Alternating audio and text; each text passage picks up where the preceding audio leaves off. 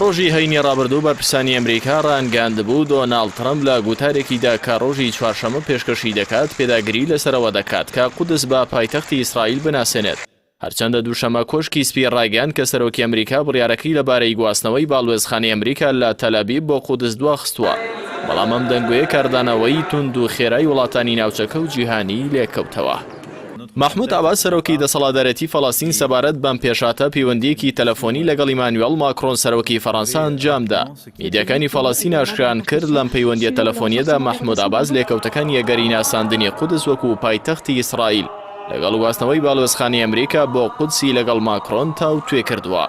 هەروەها تەیسیر جۆرادات بریکاری وەزارەتی دەرەوە لە کاروباری ئاوارەی فەڵەستینی ڕایگەاند ناساندنی قودس وەکو پایتەختی ئیسرائیل لەلایەن ئەمریکاوە گورزێکی بەهێز دەبێت بۆ ئاشتی لە ناوچەکەدا. لایخۆشیەوە سەعودیا لە ڕێگەی وەزارەتی دەرەوە نیگەرانی خۆی لەبارەی بڕیارێکی لەم شێوەیە دەربڕی و ڕایگەاند پێداگیری واشنگتن لەسەر ناساندنی قودس وەکو پایتەختی ئیسرائیل لێکەوتەی زۆر مەترسیدار و تووڕەبوونی هەموو موسڵمانانی جیهانی لێ دەکەوێتەوە. سعودی ئاماژەی بۆ کردووە کە هەنگاوی لەم شێوەیە کاریگەری لەسەر دانووسانەکان بۆ چارەسەرکردنی کۆتایی دەبێت. هەروەها پێچەوانەی بڕیارە ناودەوڵەتیەکانە کە جەخت لەسەر مافی گەلی فەڵەستین و مێژووی قودس دەکاتەوە.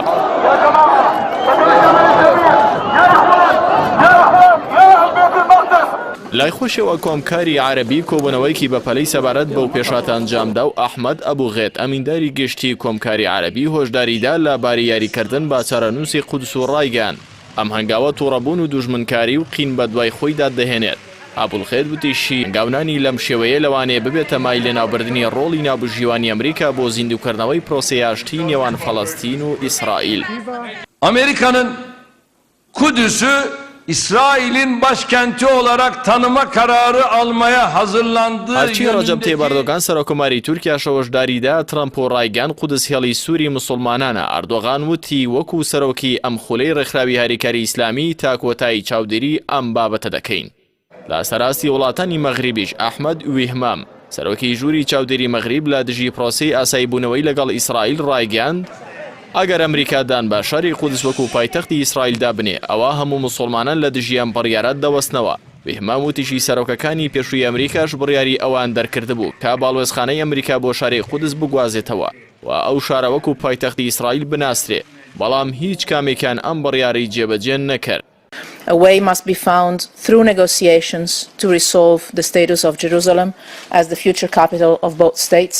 لە سەراستی ئەوروپاش فێدریکا مۆگەرێنی دوای کۆبوونەوەی لەگەڵ ڕێکس تیلەرسینی وەزیری دەرەوەی ئەمریکا پشتیوانی یەکێتیەکەی بۆ دووبارە دەستپێکردنی خۆناغی ئاشتی نێوان ئیسرائیل و فەڵەستین دووپات کردەوە و ڕایگەاند پێویستە کار بکرێت بۆەوەی قودس ببێتە پایتەختی هەردوو دەوڵات.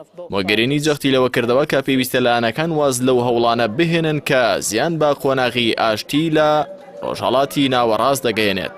هەر لەم چوارچێوەدا ئیمانوێل ماکرۆن سەرۆکۆماری فەڕەنسا ڕایگەاند ئەگەری دانانی تاکلانەی ئەمریکا بە قودسدا وەکو پایتەختی ئیسرائیل جێگای نیگەرانیە.